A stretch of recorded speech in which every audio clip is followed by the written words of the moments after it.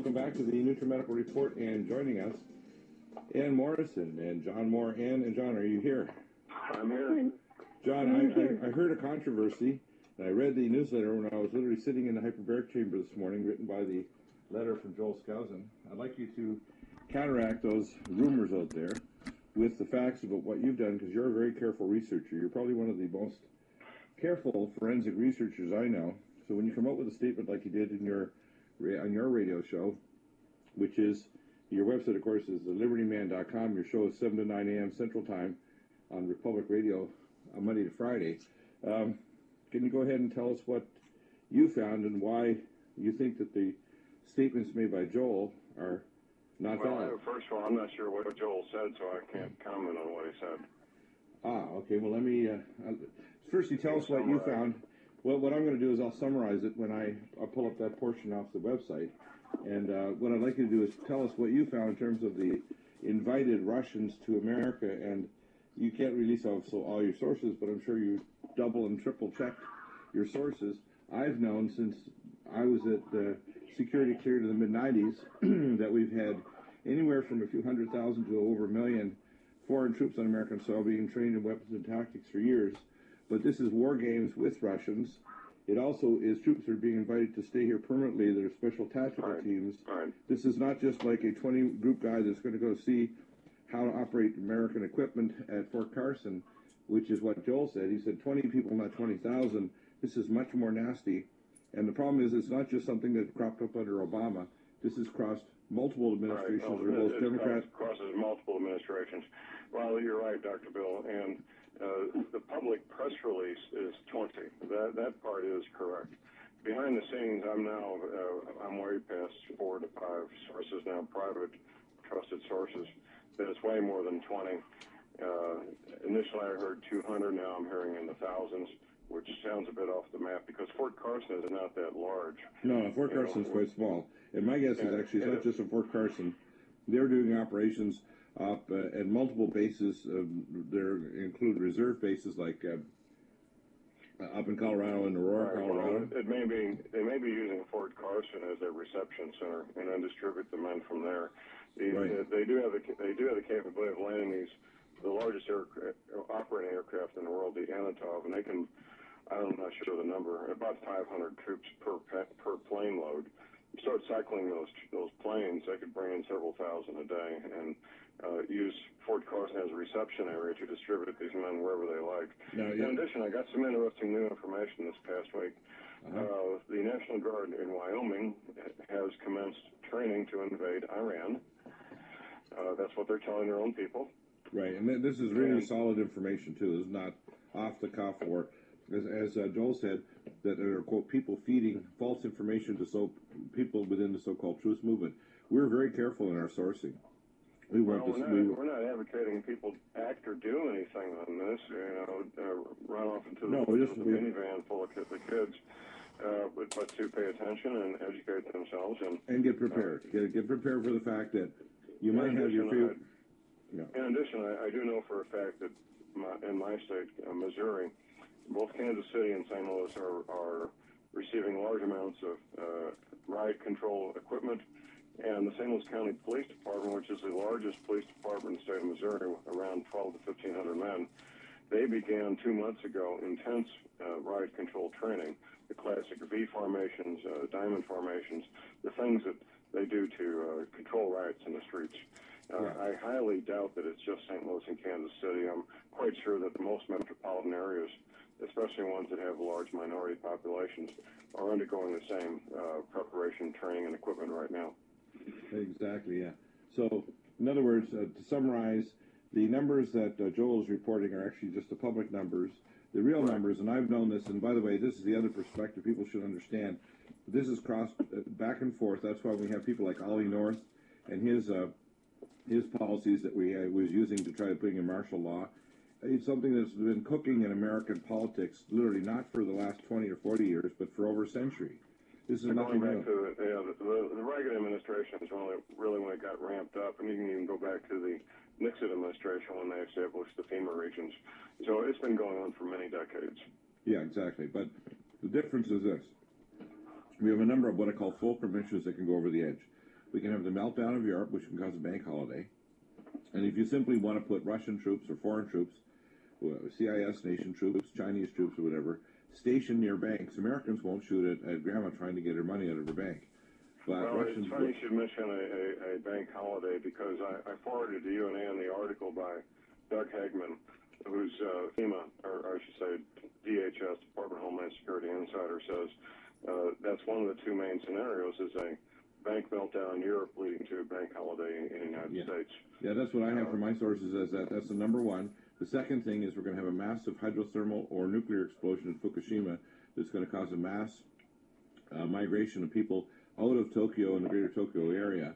And that will cause a panic here in America for people concerned without even necessarily reality. The fact is those radiation plumes are often at high altitude. So we're having reports now of people flying at 40,000 feet over Washington State and seeing up to 1,100 counts per minute.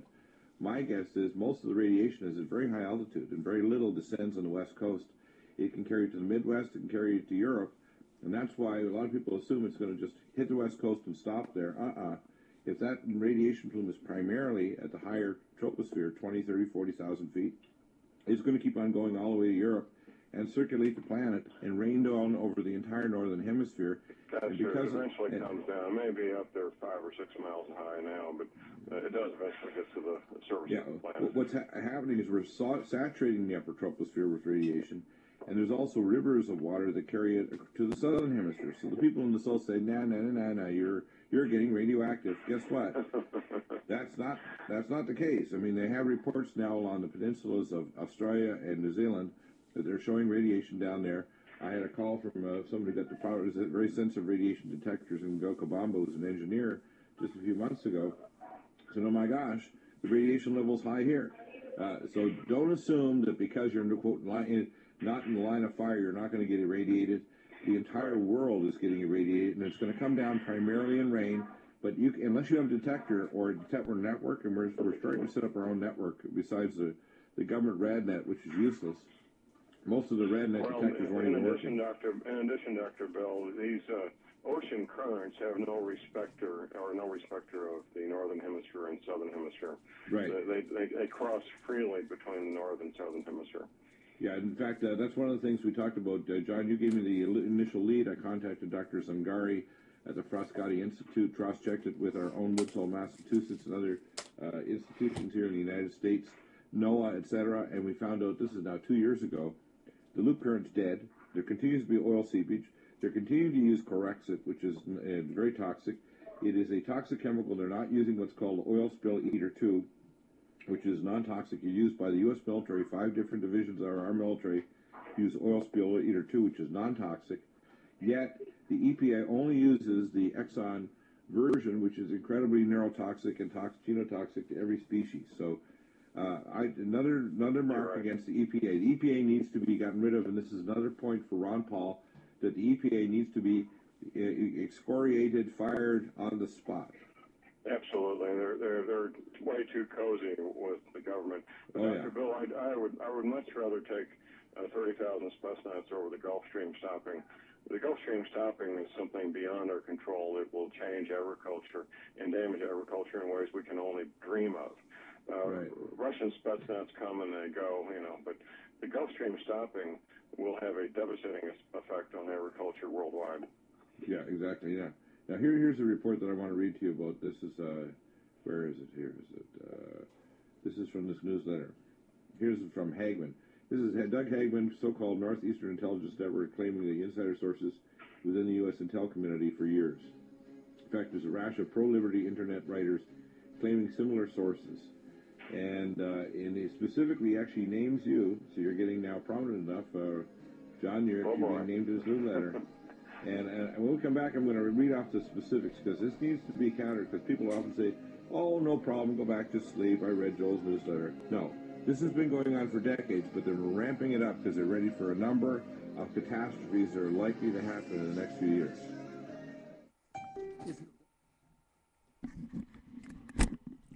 Live, this is One for the Record. I'm Diana, and today is May 11th, 2012. It's Friday evening, and we're getting a late start because I wanted to make sure that we caught the repeat of the Dr. DEAGLE NUTRAMEDICAL report. And let's see if I can do a couple reports before he comes back. So just turn up your sound and do stuff around the house. You don't need to watch the screen. When we come back, just listen just like it's a radio.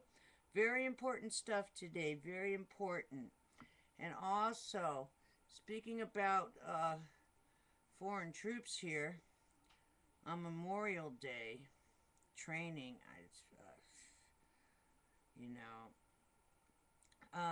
I just saw a commemorative coin that was advertised on for ancient, I was watching Ancient Aliens, and it is on tonight. Ancient Aliens will repeat again.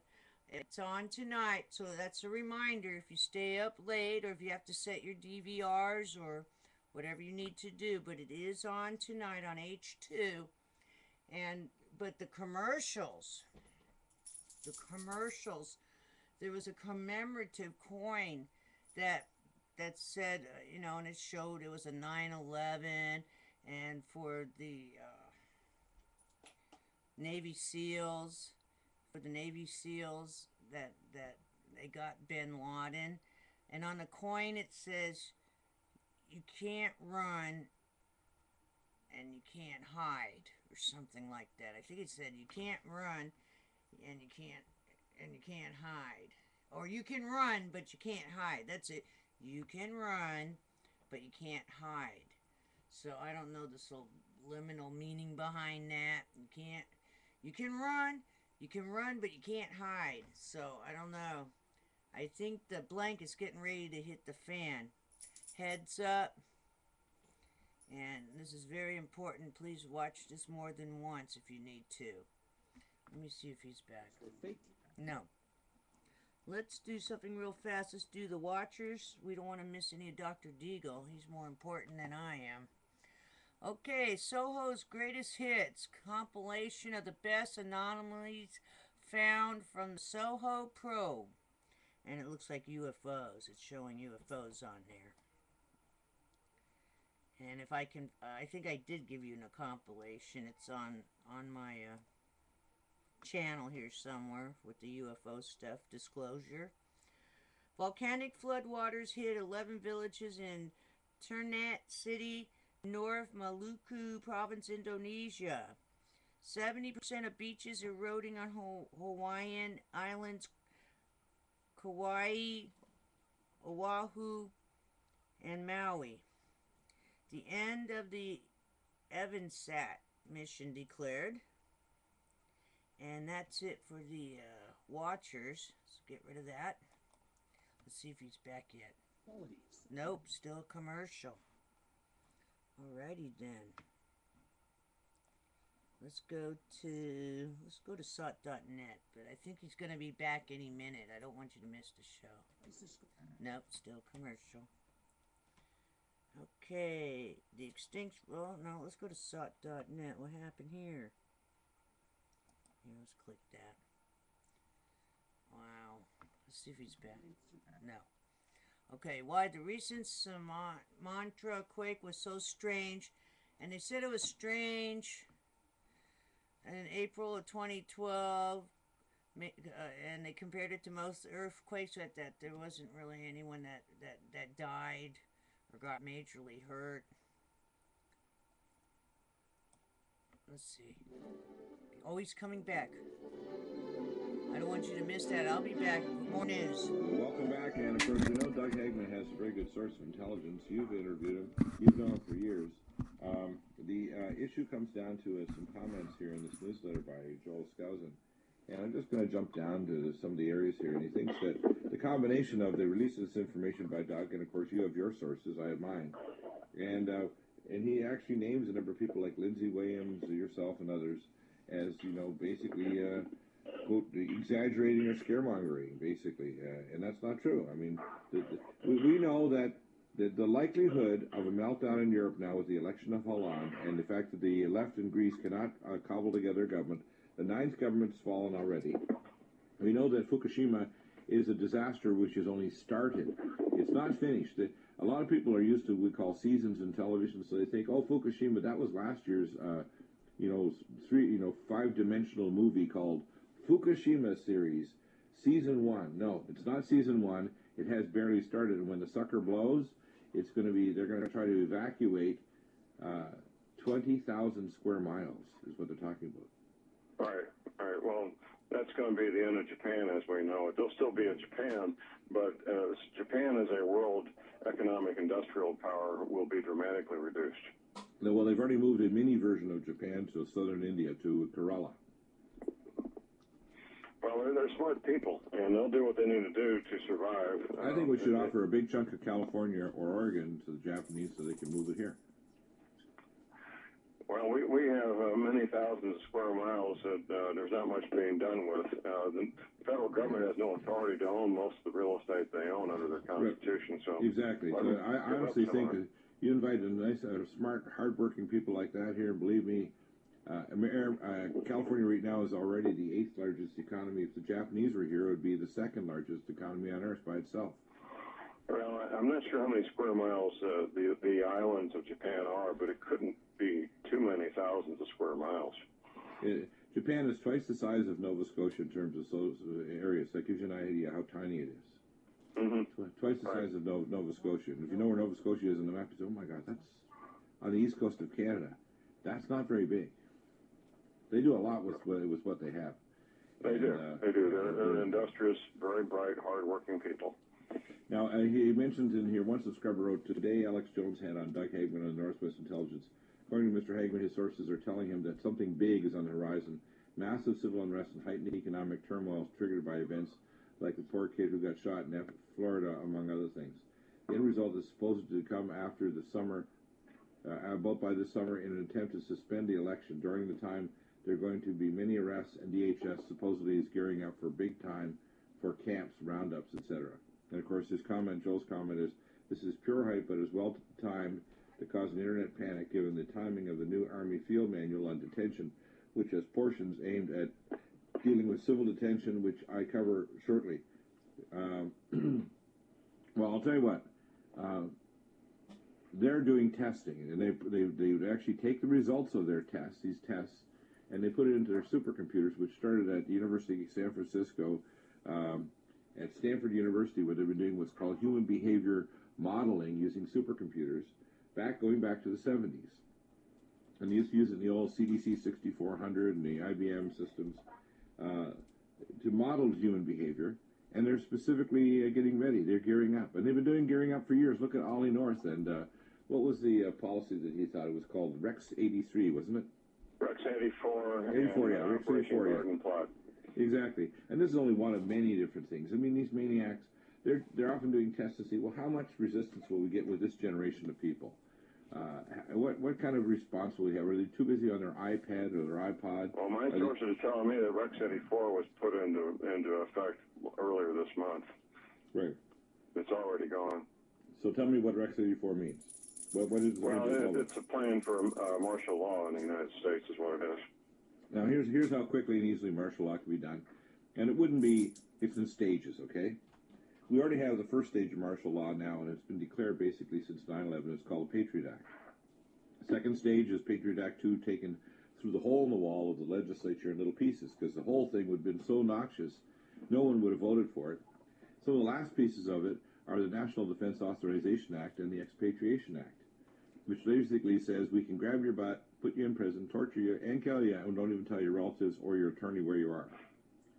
We can even take your citizenship from you if we think you're, quote, supporting, quote, Al-Qaeda or whatever, any other, quote, international agency, or you're just irritating, you know? You ask too many damn questions that we don't want to answer. Now, of course, that's the very basis of the alternative media, that we ask questions that people don't want to answer. Exactly. Now, the fact is that America cannot be defeated unless, there's a few unlesses. Number one, we're starving to death, we're radioactive, or we're just suffering from the first strike of a nuclear war where most of us have died. Otherwise, if they try to do martial law, it's impossible. But they've already doing it in stages. Smart meters are part of martial law. The idea of putting digital a little meter to monitor everything, slapping a tag on your car so they can track it wherever you go, how fast you go, where your car is. These are all parts of martial law. People don't get it. Martial law is not grabbing your butt and putting you in civil detention. They have only enough capacity for so many million people in there. And if they ever do get into a war with Islam, the first people going in there are, quote, illegal aliens, and the second group are going to be Muslims of all stripes are going to go in these civil detention camps. And Americans, after they are hit with a so-called terrorist attack from an Islamic country, will cheer it, even though it's illegal to take American citizens and shove them into prison from no matter what their background is. Yeah. That's what I see. Well, I agree with you absolutely, Dr. Bill. Out here in the heartland, America is still very strong and very tough, and a quite formidable foe. Well, I've had talked to some very top military people, and they've told me there's not enough armies on earth to take on the American public. Well, I'm out here in the every day out here in daily commerce, and I see these young men in their 20s and 30s and 40s. They're smart, they're tough, they have every kind of skill that you can imagine. In addition, we've got the guys 50s and 60s who may not be quite as strong, but we know stuff. Let's put it this way: we make up an experience and determination what we don't have in strength or speed. Absolutely, absolutely. I might be able to. I appreciate clarifying that. So Joel, you need to write a retraction on that. First off, we don't expect anything, but there are a number of fulcrum issues. The economy is going to crash probably, and it's not going to be a long crash, by the way. I expect a crash of 5 days. I'm not talking about 5 months or 5 years. Well, remember, what we need to look for, Dr. Bill, is Europe. When the euro goes down and is crashing, that means we're just days, if not weeks, away from it happening here. But we're not going to have what I call prolonged, financial crash. Remember, what they're doing is it's like a surgical team zipping into somebody's abdomen, trying to whip out a tumor very quickly.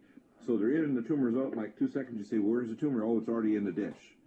So what you have to understand is when they call martial law and it's 5 days with maybe 4 troops on the banks or on the freeways, it's basically 5 days watching video games or TV at home and cooking TV dinners.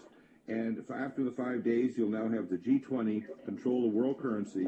The American dollar will just be part of the world currency, and we'll have lost our ability to control credit generation through our own federal treasury. That's what they're talking about. So what they're doing is the next stage of this, but it won't be a shooting war, because if any foreign troops, including the Russians, ever try to start shooting at Americans, we would slaughter them so quickly and take all of our leaders that have authorized this, and we'd string them out.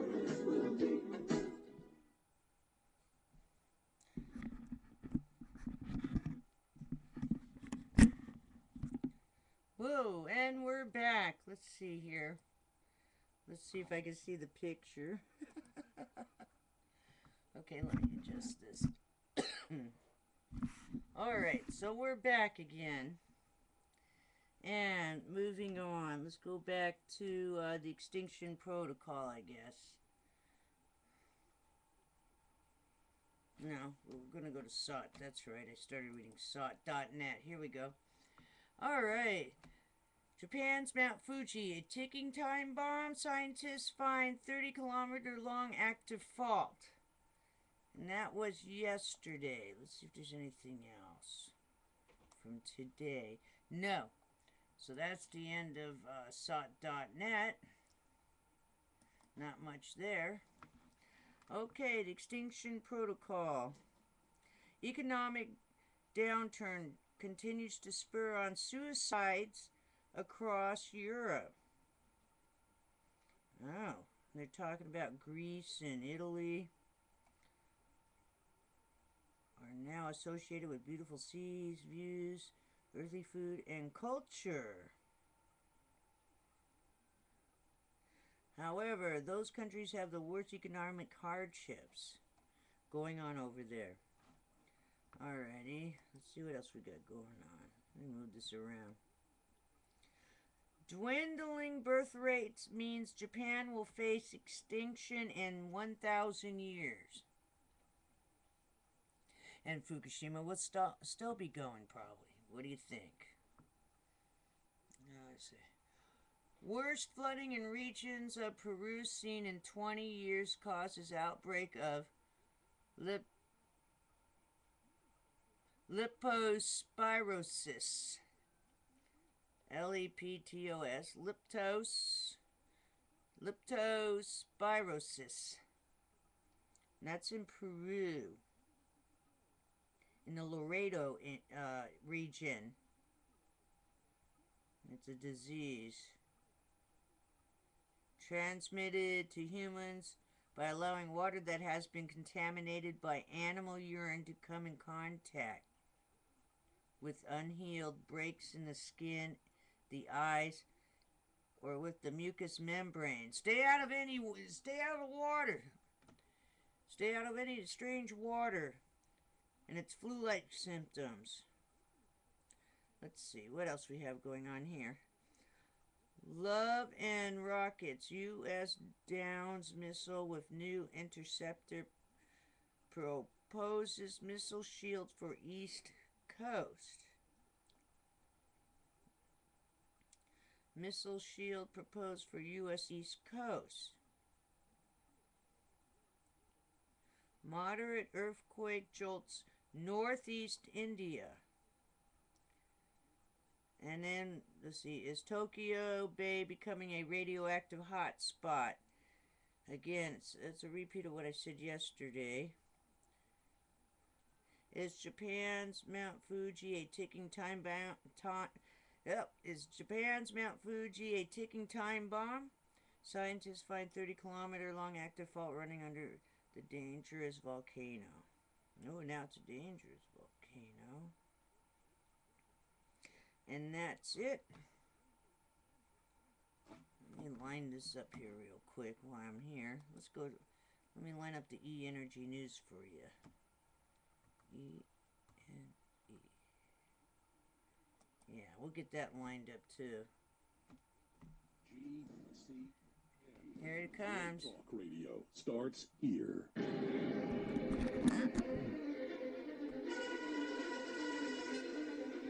Well, welcome back. So you get a little perspective on what my view. I believe we've had martial law ramping up basically since Lincoln. And I think that the martial law, the latest increases because we have a number of cataclysms converging. And to tell us more about it, Ann Morrison, we also have our nuclear expert, Chris Harris. 2 weeks from now, Robert will be back from his trip to Europe. And tell us about the solar activity, because if you see the link there, NOAA forecasts a 75% chance of M-class solar flares and a 20% chance of an X-class during the next 24 hours. Now, this is not good news. And this is really, really bad because if they're geoeffective, as they say, this is the largest sunspot probably seen in decades, AR1476. You can see it at the sunset because it dims to, we call the range where human eyes can actually tolerate it. It's so big you can actually see it without a telescope. That's how big it is. And it's just above the equator, so it literally would hit the northern hemisphere. These will, number one, disrupt satellites, ground-based communications, could blow our communication and power transmission lines, and anything plugged in, anything that's not in a Faraday cage could be fried. And the fact is that it could also cause a massive disruption of the magnetic field of the Earth that could let in radiation like ultraviolet light or cosmic background radiation that could cause a crop failure. It can cause a trigger of massive surges in energy out to the tectonic plates, causing a superquake. And it's very likely, in fact, that we will have, within probably 48 to 72 hours of this strike, a superquake somewhere on Earth or volcanic eruption. Well, I can't argue with you about that, Dr. Bill. That's what's coming. In other words, within a week, we're almost certainly going to be saying, oh my God, they didn't know XYZ volcano or earthquake was going to happen. And it did. Now, if it happens in Japan, which is we call Earthquake Central, we're really in trouble, because if Cooling Pool 4 goes down and then we have a hydrothermal or a volcanic nuclear explosion going on, they're going to have to evacuate 40 million people, and the radiation plume, finally people will start knocking on their head and say, oh my gosh, that plume's coming toward North America and Europe. And it's no longer a joke anymore to say, you people are just exaggerating going on alternative radio. We're not alternative. We're the news. The rest of it out there, including CNN and all these other people, including bloggers, you're the snooze. You put people to sleep because you're unqualified to talk about these things. So, Ann, tell us about this space weather. What does it mean? Well, it means that we need to be prepared. Now, you don't want to look at the sun even at sunrise or sunset, but No. if you have an LED camera, you can look through the LED viewfinder and snap a picture at that time. Yeah, that's what I would do. I'd look through the camera. Never look at the sun without those number 16 welder's glasses. Exactly. Yeah. And by the way, we do have a increased risk now of high ultraviolet index numbers being measured and being told to us by the weather forecasters. We had an 8 here in Missouri earlier in the week, which is a very high number. And people need to be aware that when the sun index gets above 10, you need to limit your time, your exposure, and you need to think about, well, maybe I need to wear UV-resistant clothing. Exactly. Wear hats. Also, don't go out in the sun. Don't go outside doing activities at all when the UV index is over 9 to 10. Don't go out at all between 10 and 3:30. Don't. Just stay indoors, because if you go out during those times, you think, well, I won't get hurt. You may not even get burns. It can go right through your clothing, and the ultraviolet C and D light may not give you a sunburn. It can suppress your immune system to cause cancer, infections, and immune system failure. And it can go right through your clothing, because C and D light are different. Vitamin A is the one that will tan you. B will give you a burn. C is actually powerful enough to actually give you cancer, and D will cause death.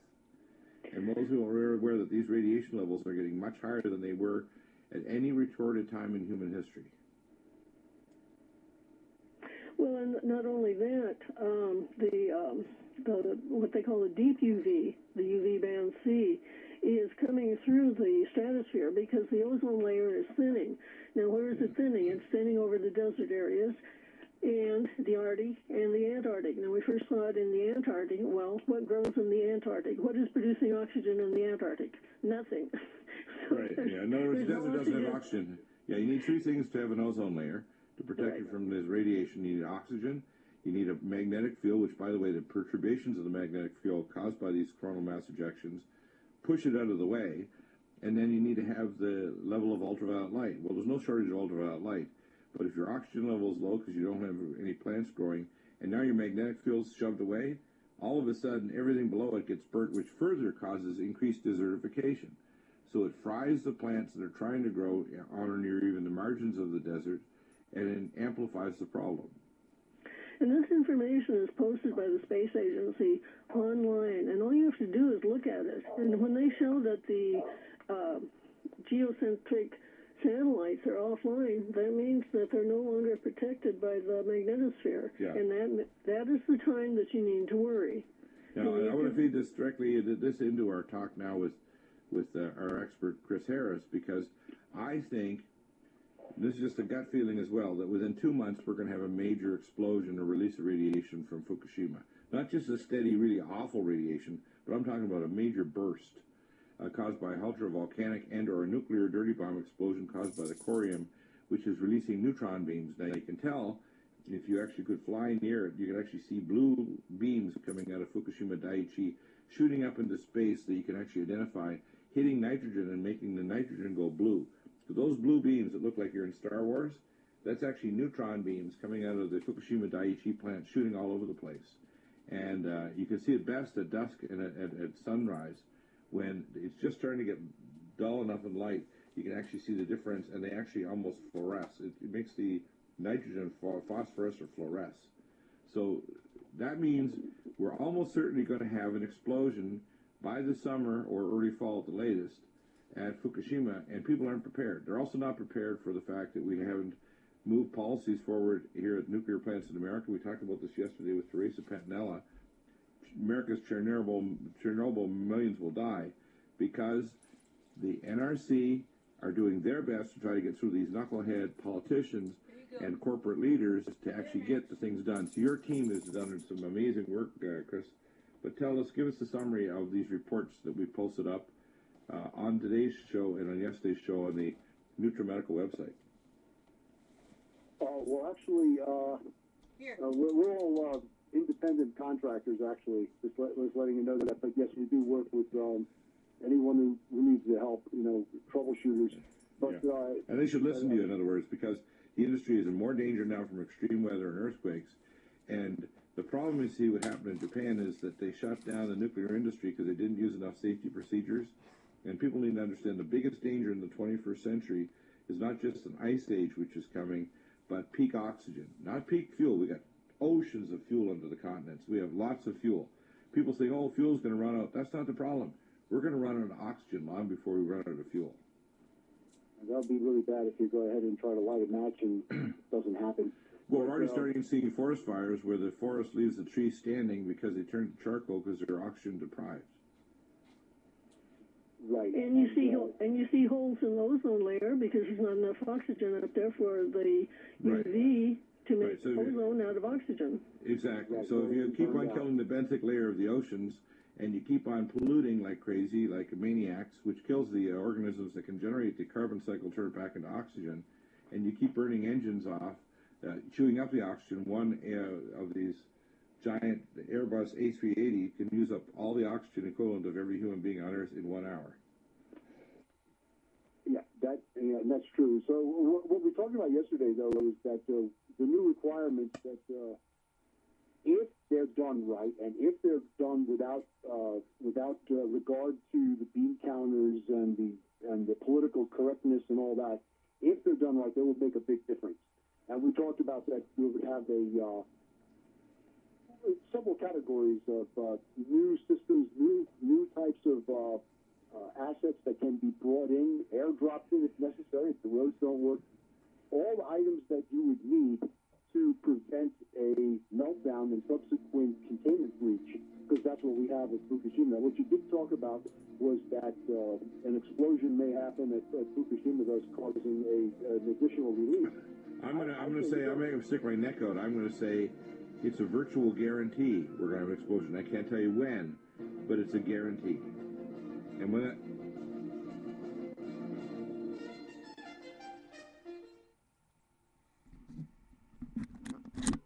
well, my goodness. Sounds like a lot of bad news to me. Let's see. Let's go to E-Energy News real quick. Come on. Alright. Let's go into Fukushima. We're going into Fukushima. Let's see what happened today, if anything. Oh. Tornado occurred in Fukushima during recent storm.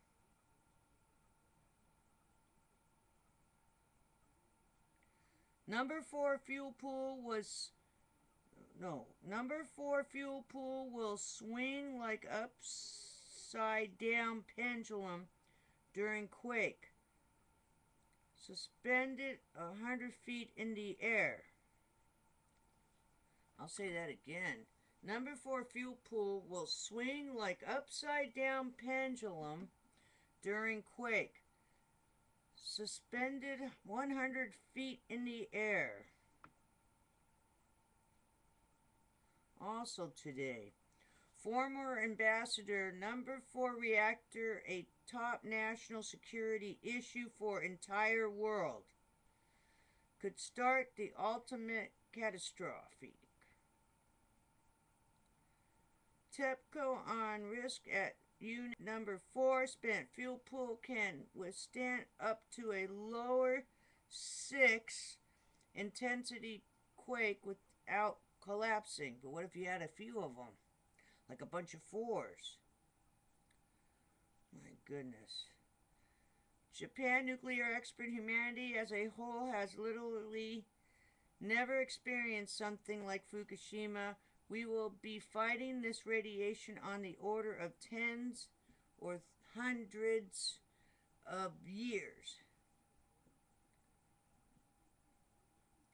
Reactor number 3 at highest temperature of year, now over 60 degrees Celsius. Major Japan Weekly. Industry insiders say Fukushima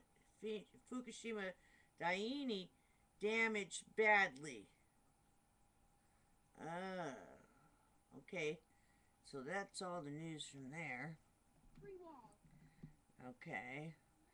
So, in simple terminology, if you need the Japan is like the terrorist of the world. They haven't taken care of anything with this stuff. There, you want to talk about the whole world is being terrorized by this Fukushima radiation. That's the bottom line, okay? You want to worry about stuff like that? All right. Fukushima is terrorizing the whole world. Do something about Fukushima now. Oh, you're just waiting for it to just go, huh? Yeah. Oh my God. It's terrible. This is probably what happened to all these previous civilizations. I'm going to tell you right now.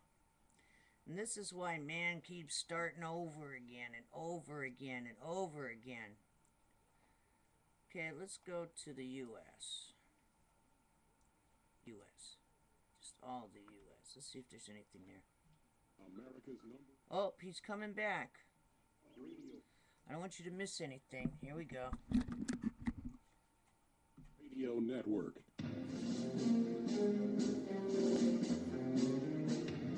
Doing there. Welcome back, and so you're going to hear a little different spin from Dr. Deagle about this. Yes, I think we need to have nuclear in our fusion, but not nuclear as it is now. Plants like the old San Onofre plant that has these 36,700 tubes, 1,500 went bad.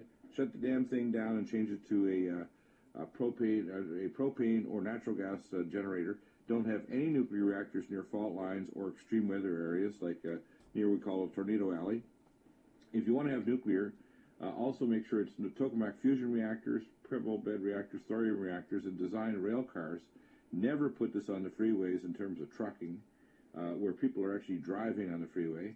And always make sure that the rail cars are going in areas where it's not going to be through extreme weather where you're going to lose a car over the side of a cliff or into the Colorado River, like we had 2 years ago with literally get cranes and cables and pull up a radioactive carry tanker that almost went over the embankment down the side into the Colorado River that would have poisoned the entire southwest United States. So tell us the plans that are coming along, Chris. What are you guys at the NRC advisory groups doing now? Because I see a whole lot of what I call, levels of stupidity that I find monumental. They're now planning to do things like, by 2016 we'll have different standards and we're going to do this and that. That's way too late, especially if you have extreme weather, or even this week we could have a CME that could start a superquake like at New Madrid. And then on top of that, we've got nobody preparing here in America for civil defense if we have a disaster in Japan, because 5,000 miles is not very far if this literally volcano of radiation is released to North America and the whole world. It's not a silly situation. This is really serious. Well, we're not expressing urgency just for just for giggles. We're doing it because there really is a need for it, and 2016 seems like it would be out there too far to have all the plans implemented. How about now? I mean, right now they need to immediately, and they also need to stop the idea of thinking they can cut budgets and just close the doors on nuclear reactors. These things, you cannot just close the door. You have to tend to them. You have to decommission them slowly, and it actually is very expensive to decommission them. You'd be better to actually switch them over to making them propane or liquid natural gas turbines. It's actually as cheap as $500 million per reactor to switch them over. I know I've talked to engineers about this. And then the ones that we need to build new reactors, because we are going to reach the wall. And the wall is not a matter of the price of oil.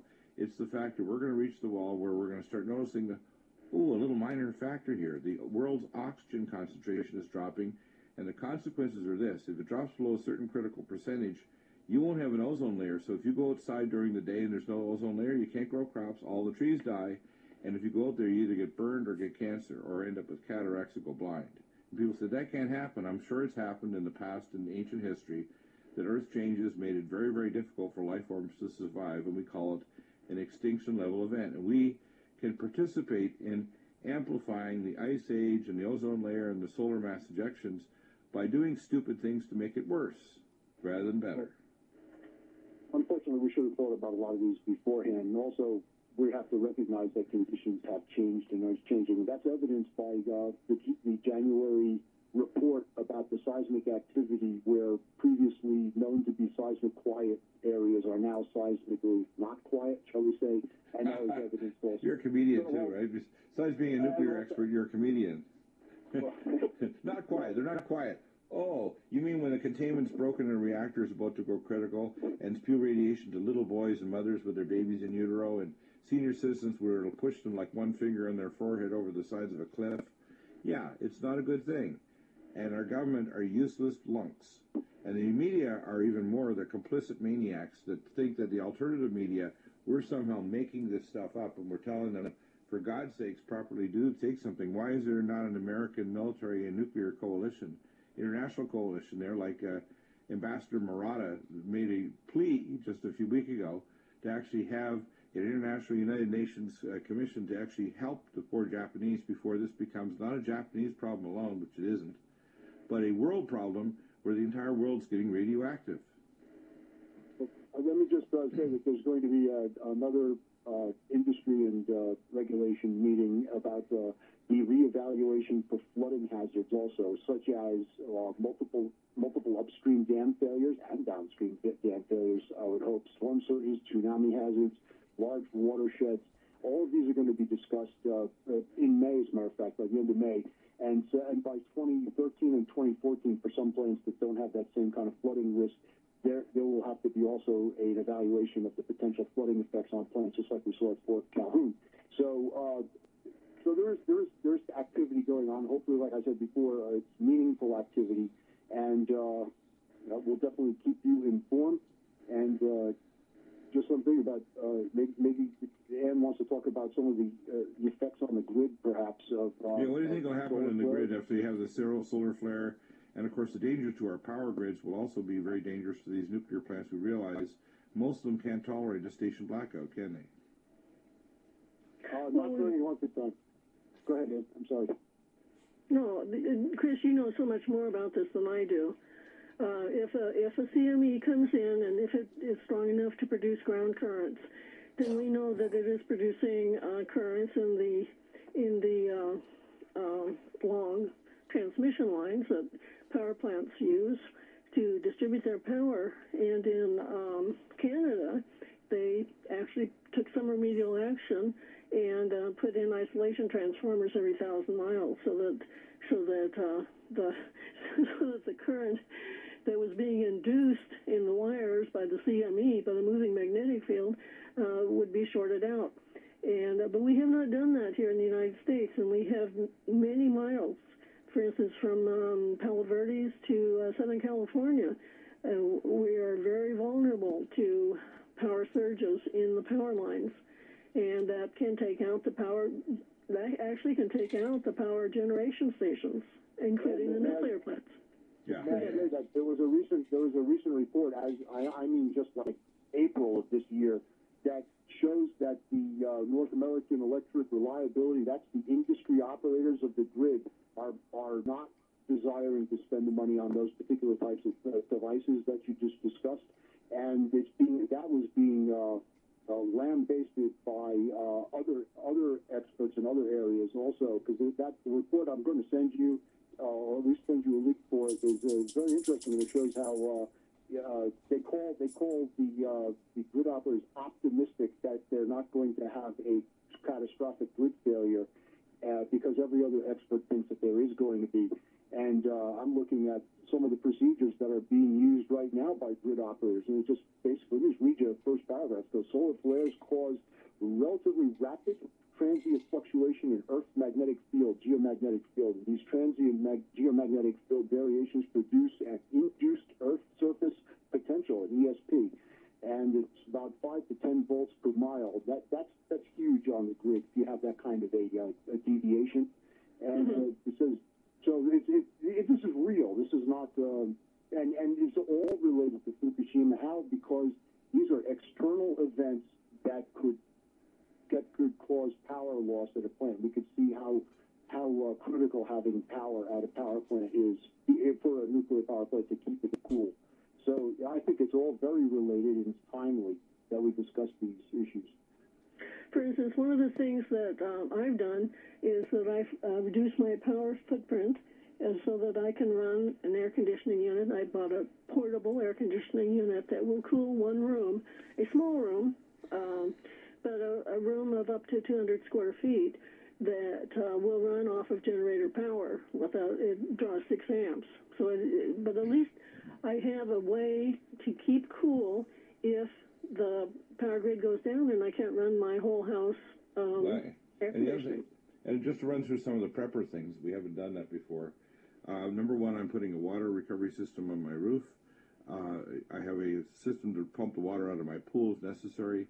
You need to filter the water so there's no radioisotopes. You're actually better off to actually get the air water. People say, oh, it's radioactive. I said, no, it's easy to filter out the radioisotopes. It's not hard at all. Easy. Secondly, you need to make sure you have adequate, not only food.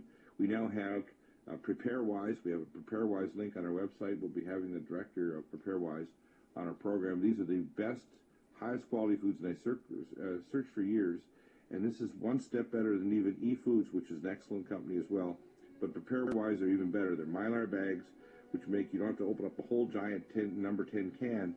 You can have Mylar bags. So if you check out our new companies, check out, we're going to be always updating the preparedness issues every day, every week. Do something prepper, even if it's just getting a 5-gallon water jug, getting yourself to learn how to use your gun, making sure that you get some extra cans of canned food in your pantry. Be prepared for the fact that catastrophe is just a natural state of affairs, and it's not a matter of if, but when. And so when we think about martial law, it's already happening in stages and has been coming on over a century, but it's ramped up dramatically because an event like the collapse of Europe, a bank holiday, a disaster in Fukushima, a super quake from a coronal mass ejection or power outage are all a matter of ifs, not whens. Thank you, Ann Morris, an amazing scientist, and Chris Harris, our nuclear specialist. Back again on Sunday evening, Encore. And Well, I'm not sure where the camera's at. Let me see something here. That was Dr. Deagle's NUTRAMEDICAL report for today. Yay! You got to listen to it for today if you're still awake. Or first thing tomorrow morning. Sorry it's taking so long to do this. But I wanted you guys to hear that. Now, let's see. Let's go on to the U.S., the E&E News, Energy News. Chief Engineer. Now listen to me. It says, Chief Engineer, I'm telling my friends on West Coast of U.S. to watch unit number 4 like a hawk. Wake up every day and make sure it's still standing. Have a plan to move somewhere. Asahi. Plan devised in U.S. for expert committee to examine ways to resolve Fukushima problems. Shows many feel TEPCO and Japan government can't be depended upon. Oh. Let's just act on it right now, please. You know, you're just gonna drag the feet. Just keep dragging the feet. That's nice. You got a plan. Implement the plan, please. I mean, every second that ticks by, it's 1 second closer that something bad can happen. Joe Rogan on number 4, fuel pool at Fukushima. Nuclear power is like summoning a demon. It's ridiculous. Okay, and that was, it skips all the way to May 9th. We said this before. Alrighty then, let's get rid of that. That was your news update, along with Dr. Deagle's NUTRAMEDICAL report update for today. His earth changes. You have a wonderful, wonderful Friday. It's 5 days down, and the weekend's getting ready to start. I believe it's Mother's Day. Mother's Day is coming up. get ready to call your mom. And those that have pets, you are parents too. So, and all you single dads, you are also moms and dads. So hopefully someone will call you. They'll remember. Hopefully the kids will remember. I doubt if mine will. No, I'm just joking. They probably will call. They're probably watching this right now. Alrighty then. Everyone be safe. Heads up, especially on all the West Coast up and down. Keep an eye on Fukushima and an eye in the sky too. And I'll see you again. It's the eve of the weekend. Take care. Don't forget Ancient Aliens. You can catch it real late tonight. See you again tomorrow.